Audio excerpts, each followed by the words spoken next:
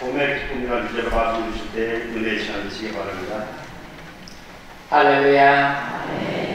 주님의 종이 예배드리는 여러분 모두와 함께 하시기를 빕니다. 옆사람과 사랑의 교제를 나누시겠습니다. 사랑합니다. 감사합니다. 같이 하시겠습니다. 건강하시게요.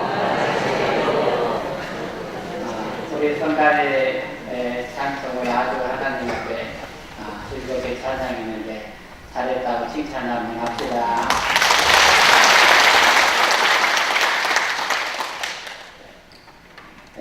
봄꽃이 한창인데 주말에 비가 옵니다. 아마 모두 많은 꽃들이 관람객을 기다리는 날일 텐데 잠시 꽃들도 쉬는 주일이라 오늘은 예배드리는 날이라고 비가 오는 것 같습니다. 봄에 대해서 말을 하자면 꽃 이야기를 안 할 수가 없을 것입니다. 산에 피는 진달래는 산에 가시는 분들 외에는 보기가 쉽지 않습니다.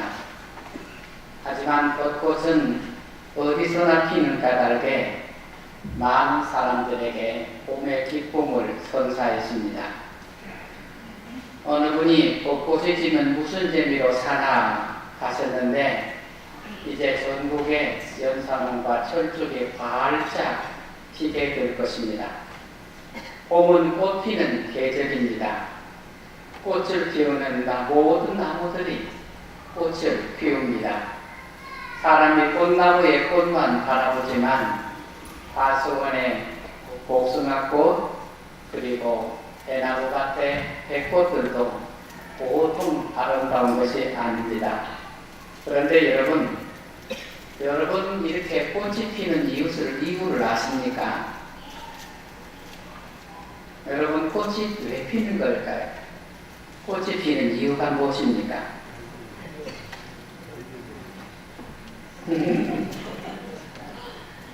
꽃이 피는 이유.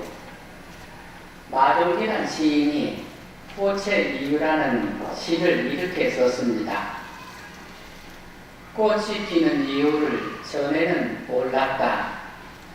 꽃이 필 적마다 꽃나무 전체가 작게 떠는 것도 몰랐다. 꽃이 지는 이유도 전에는 몰랐다. 꽃이 질 적마다 나무 주위에는 잠에서 깨어나는 물 젖은 바람 소리, 사랑해 본 적 있는가? 누가 물어보면 어쩔까? 이렇게 썼어요. 세상에 꽃을 싫어하는 사람은 없을 것입니다. 우리가 보고 아름답고 좋다고 말하는 이 꽃들이 피어날 때 시인은 꽃 한 송이가 떨면서 피어날 때 그 환희에 온 나무가 두루루 떤다 이렇게 노래하고 있습니다. 여러분 벚꽃 한 송이가 입을 확 피울 때요. 입을 탁 열 때 온 나무가 그 환희에 두루루 떤다 그렇게 시인은 느끼고 있는 것입니다.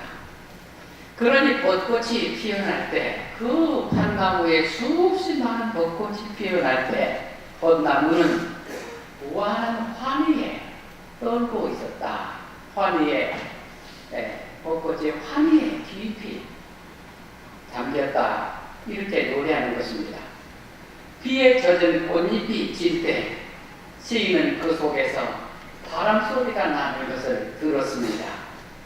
그 바람 소리는 사람에게 묻고 있습니다. 지금 사랑하고 있어요? 이렇게 묻고 있다는 것입니다. 결국 이 시인은 꽃이 피는 이유는 우리에게 사랑을 가르치기 위해서라고 말하는 것입니다. 핀 꽃을 바라보는 사람의 마음이 깊은 것은 그 사람의 마음 속에 사랑이 있기 때문이라는 것입니다. 사람들은 모두 마음속에 사랑이 있습니다.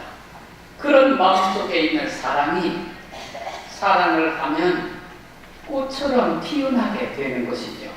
그래서 이 시인은 꽃이 피는 이유는 우리 마음속에 있는 사랑이 꽃처럼 활짝 피어나게 하기 위해서라 이렇게 노래하는 것입니다.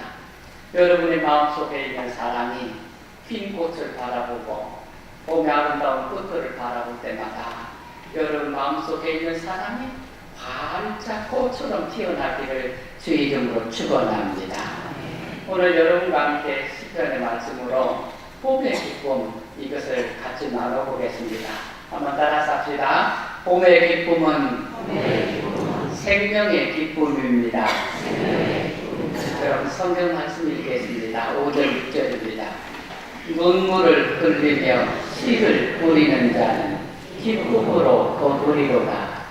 울며 씨를 뿌리러 나가는 자는 반드시 기쁨으로 그 곡식단을 가지고 돌아오리로다. 여러분, 먼저 이 시편의 말씀은 이스라엘의 역사적인 상황을 노래하는 것입니다. 이스라엘의 나라가 망했지요. 바벨론에 의해서 나라가 온통 망했어요.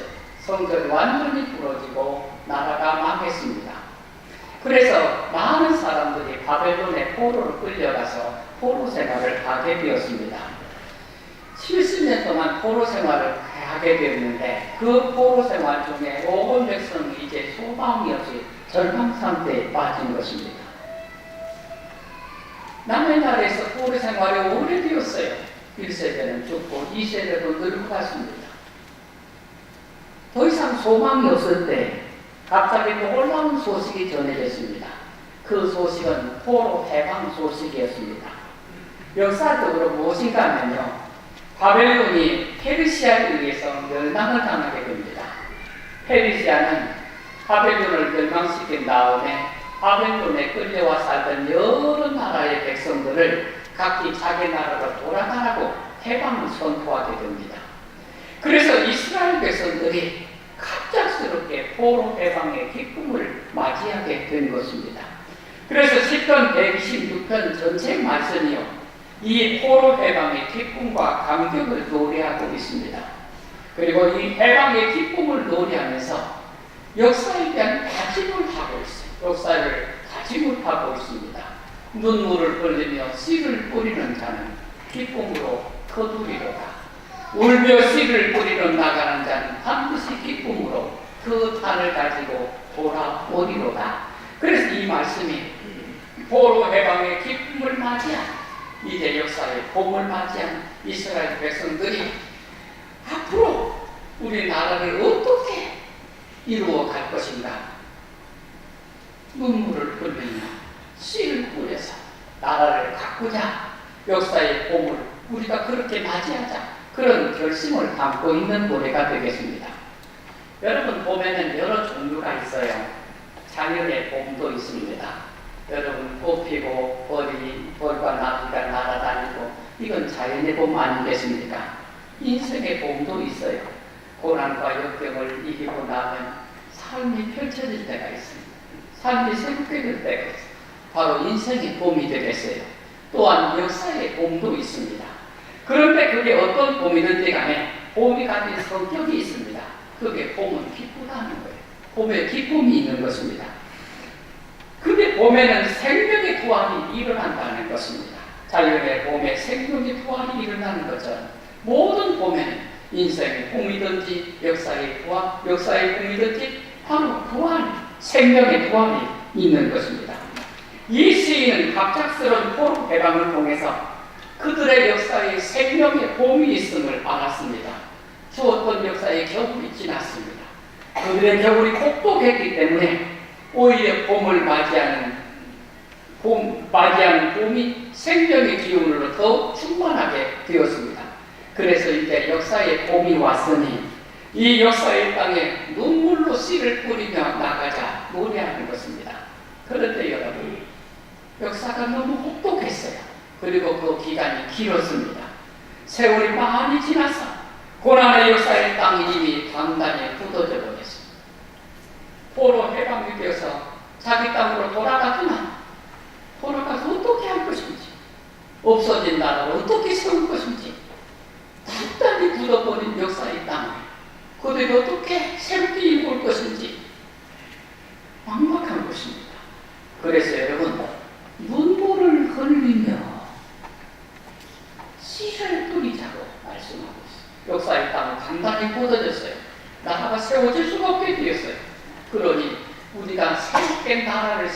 인생에서는 눈물로 굳어진 땅을 녹여서 갈아엎어서 거기에다가 씨를 뿌리자, 이렇게 번변을 하고 노래하고 있는 내용이 되겠습니다. 사람의 인생에도 봄이 있습니다. 사람마다 고난을 이기고 나면 반드시 봄 같은 새 인생이 찾아옵니다. 우리가 잘 아는 글에 이런 말이 있습니다. 인생의 계획은 젊은 시절에 달려있고 1년의 계획은 봄에 있고 하루의 계획은 아침에 달려있다. 젊어서 배우지 않으면 늙어서 아는 것이 없고 봄에 밭을 갈지 않으면 가을에 바를 것이 없으며 아침에 일어나지 않으면 아무 한 일이 없게 된다 했습니다. 사람의 일생은 봄의 활동에 달려 있습니다. 전체 인생은 젊을 때 어떻게 살았느냐에 달려 있습니다. 젊어서 배우지 않으면 나이 들어서 할 일이 없게 됩니다. 인생의 봄에 씨 뿌리지 않으면 가을에 거둘 것이 없으며 겨울에 살아가기가 힘이 들게 되는 것입니다. 또한 살면서 깊은 겨울을 경험할 때가 있습니다. 삶이 힘들고 어려워질 때가 있는 것입니다. 환난과 우환으로 고난의 시간을 맞이할 때도 있습니다. 그러나 이런 고난을 이기고 나면 마침내 생명의 봄이 오게 되는 것입니다. 자연의 봄처럼 인생에도 봄이 오는 것입니다. 일본 작가 마루에마 겐지라는 사람이 있습니다. 이 사람이 쓴 소설에 천년도 말이라는 소설이 있는데 그 책의 한 구절에 이런 구절이 있습니다. 이 세상은 어떻게든 살아보고 싶다고 강하게 바라는 자들을 위해서 존재하는 것이다. 이 세상에 수많은 어려움이 끼어드는 까닭은 실은 그들을 위함이다. 너도 그런 인간 중에 한 명이다. 이 세상은 어떻게든지 살아나고자 하는 사람들을 위해서 준비된 터전이다. 어떻게든지 살고자. 이게 이 세상이 존재하는 이유는 어떻게든지 세상을 살아가고자 하는 의지를 가진 사람들을 위해서 이 세상에 있는 것이다. 너도 그 중에 한 사람이다. 이런 것입니다. 인생은 어떻게든지 살아보고자 희망하는 자들을 위해서 주어진 선물이라는 뜻입니다. 어떻게든 살아보고자 눈물로 씨앗을 뿌리는 사람에게 봄은 생명의 기운을 불어넣어줍니다. 사도 바울은 이런 내용을 우리 성도들에게 선포하고 있습니다. 소망 중에 즐거워하시오. 환난 중에 참으시오. 기도에 항상 힘쓰시오. 성도들은 이 세상 사람처럼 한번 살아보고자 한번 용기 내는 사람이 아닙니다. 언제나 어떤 고난도 역경도 이기고 항상 승리하는 사람입니다. 성도는 어느 것도 이길 수 있습니다. 성도들은 우겨싸움을 당하여도 쌓이지 아니하고 거꾸로 들임을 당하여도 낙심하지 않는 사람들입니다.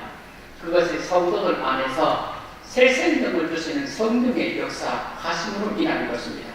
그러니 성도들은 언제나 봄의 기쁨 가운데 살아가는 성도들이 되어야 하겠습니다.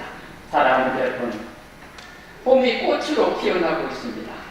어느 꽃이든지 소홀히 보지 말고 그 꽃 하나하나가 나에게 사랑으로 피어나라는 신호인 것을 느낄 수 있기를 소망합니다. 아름다운 꽃이 핀 것을 보고 아름답다고 느끼는 것은 내 속에 사랑이 있기 때문에 꽃이 피는 이유는 나로 하여금 사랑을 하게 하기 위해서 꽃이 핀다는 것. 우리 봄철에 각 시들마다 꽃 구경을 갑니다.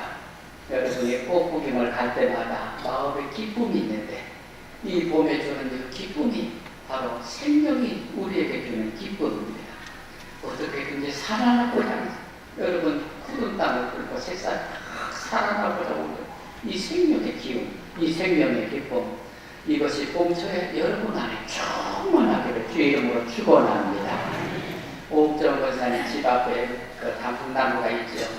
여러분 요즘 제가 앞에 설 때마다 그걸 봅니다. 단풍나무 새싹이 오글오글 새싹이. 그걸 보면서 여러분이 바라볼 때마다 그 속에서 생명의 기운, 살고자 하는 느낌. 여러분, 이것이 봄이 우리에게 주시는 주는 축복입니다. 하나님은 이 생명의 봄에 여러분의 생명을 충만하게 하실 줄로 믿습니다. 이 은혜가 여러분 가운데 있기를 주의 이름으로 축원합니다. 두 번째 말씀을 나누시겠습니다. 따라서 합시다. 봄의 기쁨은 소망의 기쁨입니다. 여러분 성경 말씀 한 번 더 읽겠습니다. 눈물을 흘리며 씨를 뿌리는 자는 기쁨으로 거두리로다. 울며 씨를 뿌리러 나가는 자는 반드시 기쁨으로 그 곡식단을 가지고 돌아오리로다. 여러분 다시 이 말씀을 주의 깊게 바라봅시다.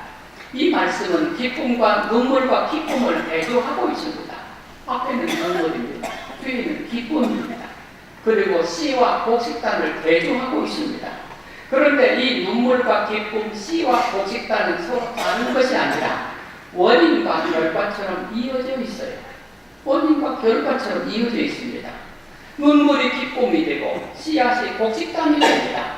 씨앗을 들고 뿌리로 나가면 곡식단을 들고 돌아오는 것입니다. 그러니 여러분, 이 말씀에서 봄의 기쁨이란 곧 소망에서 나오는 기쁨입니다. 봄은 우리에게 소망을 줍니다. 씨앗을 뿌릴 때 여러분은 소망을 갖고 씨앗을 뿌립니다. 그 씨앗을 뿌릴 때 방금 그 소망이 우리가 봄에서 느끼는 소망의 기쁨이요. 봄의 기쁨이 바로 소망에서 오는 기쁨인 것입니다. 여러분, 봄은 많은 신비를 간직하고 있습니다. 피는 꽃을 보며 아름다움이 어떤 것인지를 알게 됩니다. 나무 가운데서 나뭇가지에서 새순이 나오죠. 젊음이 무엇인지를 말하는 것입니다. 두꺼운 흙을 뚫고 올라오는 새싹을 볼 때 여러분은 생명과 희망을 알게 됩니다. 이 꽃저꽃 날아다니는 벌과 나비를 보면서 여러분 갈등하지 않고 화합을 이루는 평화를 보게 됩니다. 하늘을 날아가는 새를 보며 자유를 알게 됩니다. 따사롭게 내려지는 봄볕을 받으며 사랑이 무엇인지를 알게 됩니다. 이렇듯 봄은 많은 신비와 은총을 우리에게 경험하게 하고 있는 것입니다. 여러분, 봄에 우리 성도들이 봄에 씨를 뿌립니다. 농부가 가진 소망은 바로 이 봄이 주는 선물인 것입니다. 씨앗을 뿌리는 농부가 가지는 소망, 봄이 주는 소망이 되는 것입니다. 또 이 말씀은 봄의 기쁨이 소망의 기쁨이지만 봄을 헛되이 보내면 안 된다는 경고를 담고 있습니다. 여러분, 꽃이 좋지만 꽃만 찾아다닐 수 없습니다. 눈물을 흘리며 씨를 뿌리고 울며 씨를 뿌리러 나가야 하는 것입니다. 그게 꽃피는 봄에 우리가 해야 할 일인 것입니다. 그런 수고는 바로 가을의 소망을 위한 것입니다. 그래서 봄의 소망은, 봄의 기쁨은 소망의 기쁨이 되는 것입니다. 이제 여러분께서는 봄에 해야 할 일을 하게 되실 것입니다. 여러분의 눈과 밭에 소망의 씨를 뿌리고 심을 것입니다. 그래서 여러분은 그 어떤 사람보다 이 말씀을 금방 잘 이해할 수가 있으실 것입니다. 그러므로 여러분, 이제 여러분과 함께 여러 가지 종류의 봄 중에서 마지막 봄에 대해서 말씀을 나누려고 합니다. 그 봄은 바로 영혼의 봄입니다. 눈물을 흘리며 씨를 뿌려야 할 것은 자연의 봄이나 인생의 봄이나 역사의 봄만이 아닌 것입니다. 우리가 진정으로 뿌려야 할 씨앗이 있다면 바로 영혼을 위한 것입니다. 육신의 노년은 영혼에 있어서는 봄과 같습니다. 봄에 씨를 뿌리듯이 노년은 영혼을 위해서 씨앗을 뿌려야 할 때입니다. 그럼 우리가 영혼을 위해서 뿌려야 할 씨앗이 무엇일까요? 그게 여러분 사랑입니다. 믿음은 하나님을 사랑하는 것입니다. 믿음이 없이는 하나님을 기쁘시게 할 수 없습니다. 또 영혼을 위해서 뿌리하던 씨는 하나님을 사랑하듯이 사람을 사랑하는 것입니다. 뭐니 해도 사랑하는 사람의 영혼만큼 아름다운 것은 없습니다. 사랑하는 사람의 영혼이 아름답게 꽃으로 피는 것입니다.